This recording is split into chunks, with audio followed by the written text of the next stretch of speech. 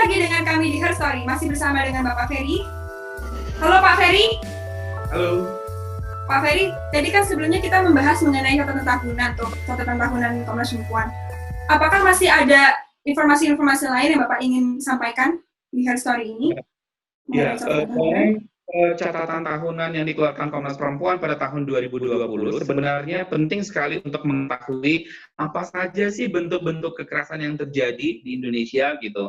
Saya harus menyatakan konsen Komnas Perempuan adalah bahwa kekerasan seksual itu masih mengalami jumlah yang cukup signifikan.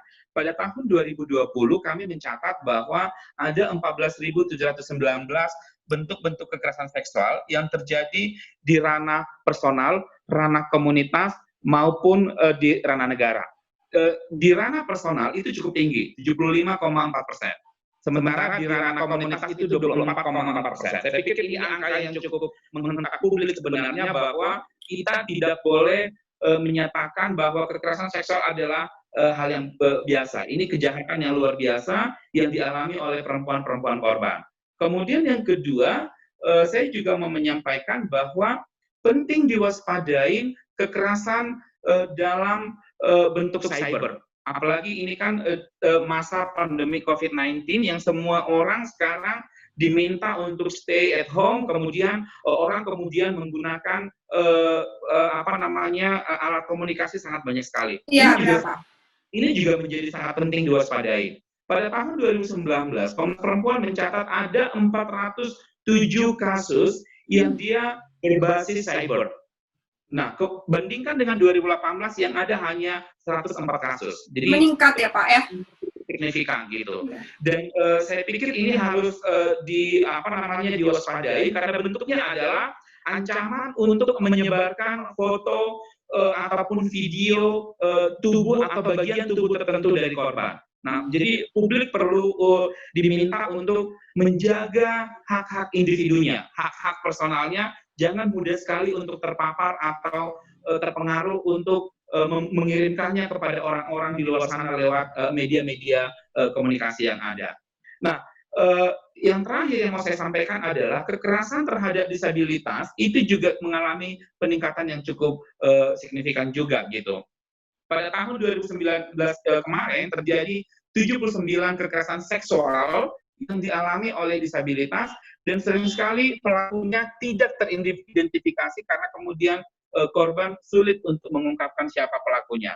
Nah, untuk konteks kekerasan dalam rumah tangga itu juga masih tinggi sebenarnya, di mana kalau kita bicara KDRT, korban yang paling banyak itu 59% adalah istri. Saya pikir itu contoh-contoh kekerasan yang penting di-highlight dari catatan tahunan Komnas Perempuan. Baik Pak, terima kasih. Ini ada pertanyaan terakhir nih untuk Bapak.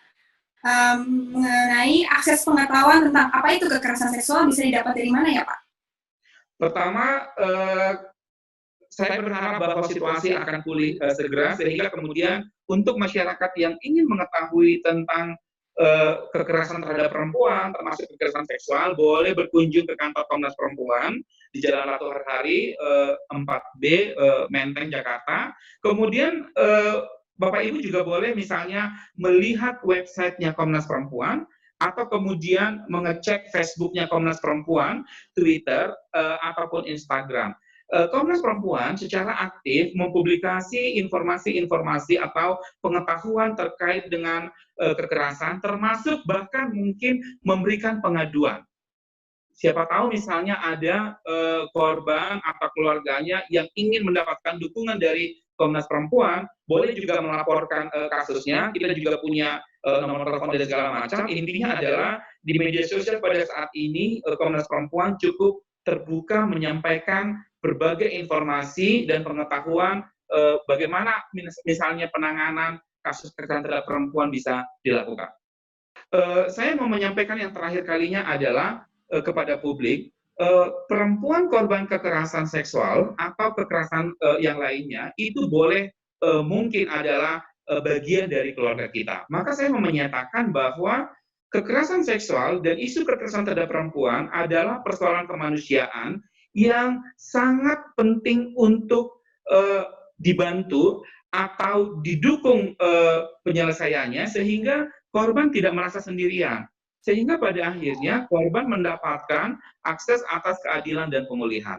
Nah, kalau kemudian itu terjadi, kami percaya situasi negara kita akan membaik dengan kita mampu mengatasi persoalan kekerasan terhadap perempuan, secara khusus kekerasan seksual. Terima kasih untuk Bapak Ferry telah bersedia menjadi narasumber History dalam episode kali ini. Terima kasih, sama-sama. Dan terima kasih juga untuk kawan Puan yang telah menonton episode kali ini. Semoga episode kali ini bermanfaat untuk kita semua. Dan jangan lupa saksikan episode-episode berikutnya. Ada satu kutipan yang ingin saya kutip dari Bapak Ferry, yaitu, persoalan kekerasan seksual adalah persoalan kemanusiaan. Keberpihakan dan kepedulian setiap pihak mendekatkan akses korban atas perlindungan, keadilan, dan pemulihan. Saya Brenda, pamit undur diri. Puan bersuara, Puan berdaya.